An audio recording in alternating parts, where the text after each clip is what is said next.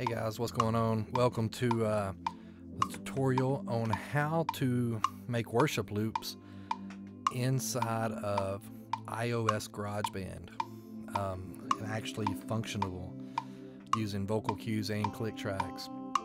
Yes, inside of iOS. Garageband iOS, you know, that could be anything from using it on an iPhone, iPad, either or. I'm using this on an iPhone 6 Plus, just GarageBand. But anyways, this is a little track I did, just kind of for some background music while we're doing this tutorial. But anyways, what I'm going to teach you, first thing is how to import your vocal cues. How to import your vocal cues, just like you would in creating a multi-track inside of your normal DAW on your computer. What I have going here is a screenshot of my phone, so that you can see everything as well as my desktop.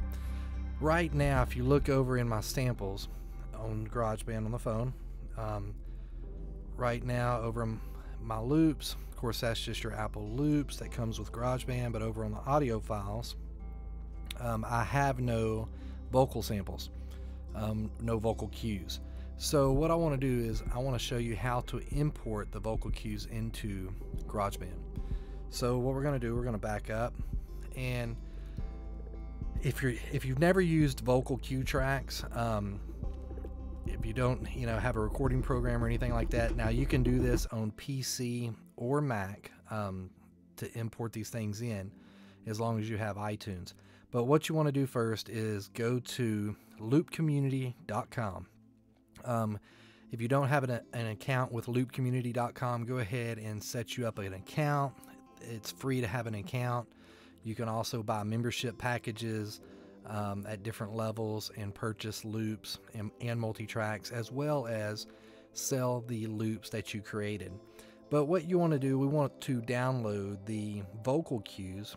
You can get these things for free over at the store. So what you'll do is after you log in, go to the store, and it'll load up. The next page has everything they have for sale and the free items. But the band cues here is actually one of their free items, and what you'll do is just click on free, and at that point what it will do is load into your cart, and you will just go through the checkout as normal, pretty standard. But after you complete the checkout, it'll pop into your user account under your downloads. It pops into here, just click on downloads, and it will be a file labeled Loop Community Vocal Cues, and then you'll just click on it and download the zip file to your hard drive. I've already downloaded mine, so I'll show you my Finder. I have these things loaded up on my external hard drive. I have a folder created for loops and waves, worship loops, and then vocal cues. And here goes that Loop Community Cue Pack that you downloaded from loopcommunity.com. It'll be in a zip file. What you will do is just unzip the file. After you unzip it, it'll be a folder like this one here. You can double click it. It'll give it to you in the Ableton, the Reason, and the WAV files. I use the WAV files in English or Spanish. Just click on the English. Now here goes all your vocal cues. And what we want to do is import these vocal cues into the GarageBand samples. The way we do that is through iTunes. And of course, you can have iTunes on a PC or a Mac. I'm doing this inside of a Mac, but PC is going to be the exact same theory. But once you open iTunes, it may look like this screen here with all your music. Just click on the phone. I do have my phone plugged in with just a USB cable. So click on phone and then click on apps. Once you click on apps, kind of move your mouse over here in this area, scroll down, and once you scroll down, you're going to see a section called File Sharing. Under File Sharing, what you will want to do is click on GarageBand. Ooh, my GarageBand's not there.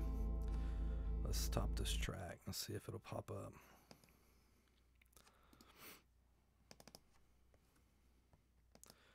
Where's my GarageBand?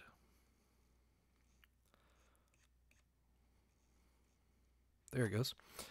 So it had to, I guess since I already had it open over here, it didn't show up.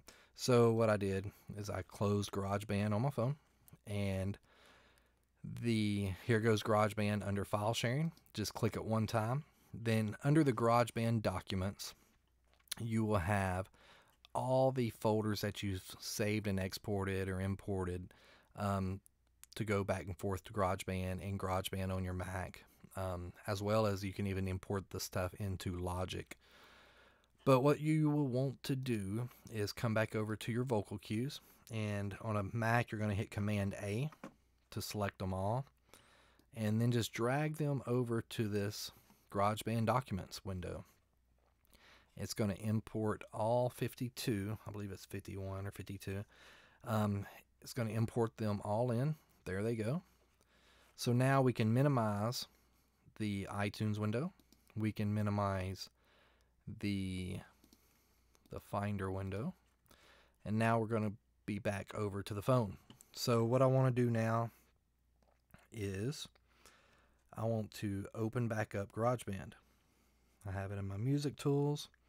Some very good apps to use for creating some just basic loops and stuff, of course, is iMachine 2 that it was just released.